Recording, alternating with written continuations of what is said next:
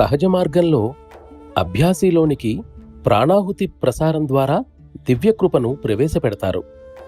ఈ ప్రక్రియ నిజానికి అతి తక్కువ కాలంలో అభ్యాసి ఆధ్యాత్మిక ఔన్నత్యం కొరకు అతనిలోని సంక్లిష్టతలను తొలగించటానికి ఎంతగానో సహాయపడుతుంది. ఈ ప్రాణాహుతి ప్రక్రియ వల్ల కలిగే ఫలితాన్ని కొన్ని దశాబ్దాల స్వయం కృషితో కూడా పొందటం అసాధ్యం. ప్రాచీన గ్రంథాలలో నిర్దేశించిన పద్ధతుల సహాయంతో స్వతంత్రంగా ధ్యాన సాధన చేపడితే విపరీతమైన చిక్కులు ఎదురయ్యే ప్రమాదం ఉంది.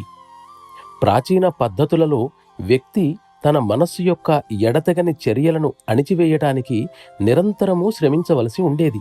కాబట్టి జీవితకాలమంతా ఈ పనితోనే సరిపోయేది. వాస్తవానికి ధ్యానం చేయడానికి సమయం ఏమీ మిగలదు.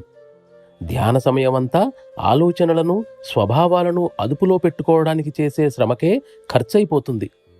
అత్యంత క్లిష్టమైన దీనిని సాధించటానికి సహజ మార్గంలో అభ్యాసి చేయవలసిన పని ఏమిటంటే, ఎవరి మనస్సు, ఇంద్రియాలు, గుణగణాలు పరిపూర్ణంగా క్రమపరచబడి అదుపులో ఉంటాయో అలాంటి గురుదేవుల శక్తితో తనను తాను అనుసంధానించుకోవాలి. అప్పుడు గురుదేవుల శక్తి అభ్యాసిలోని మానసిక స్వభావాలను కూడా క్రమపరుస్తుంది.